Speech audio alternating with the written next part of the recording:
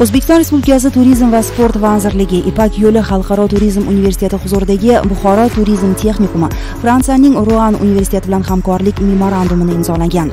Memorandum asosida turli xil hamkorlik tadbirlari belgilangan.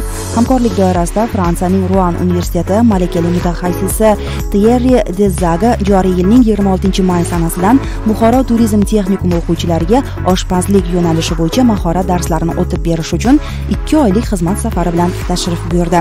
Mahorat darslarida ishtirok etish uchun texnikumning 25 nafar o'quvchilari saralab olindi.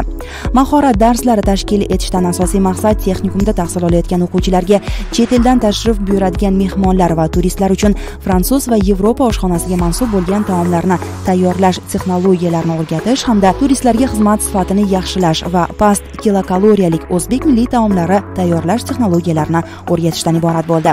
Mahorat darsida fransuz oshpazi Thierry Dezaga tomonidan fransuz va Yevropa oshxonasiga mansub 40 dan ziyod ovqatlar, 30 dan ortiq desert va shirinliklar, 50 dan ortiq salat, sous va gazaklar, 20 dan ziyod kokteyl va yaxna ichimliklar texnologiya asosida tayyorlanib ko'rsatildi. Shu jumladan Sable Bretov, Muffina Cake, Pavlova, Benyo Pomol, Shu Karamel.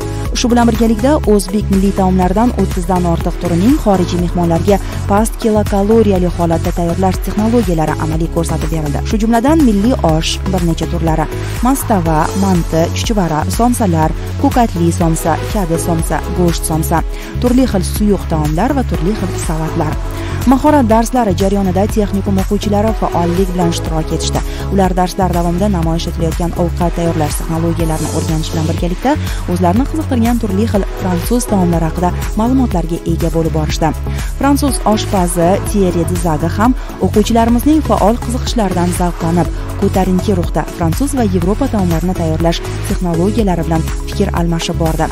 Shu bilan birgalikda tayyorlangan taomlarning kam kilokaloriyaligi va ishlatiladigan mahsulotlarning inson organizmiga foydaliligi to'g'risida ma'lumotlar bilan fikr almashdi. Bulardan tashqari, chet el davlatlarida turistlarning qanday taomlarni va salatlarni sevib iste'mol qilishlari haqida qo'shimcha ma'lumotlar berib bordi. O'quvchilar mahorat darslari davomida o'rgangan bilimlarini turli xil restoran va mehmonxona oshxonalarida amaliy qo'llab, turistlar va mehmonlarning qiziqishlarini oshishiga sababchi bo'lishdi. O'quvchilar mahorat darslarida olgan bilim ko'nikmalarini mahorat bilan qo'llashlari restoran rahbariyati hamda turistlar oldida yuqori baholandi.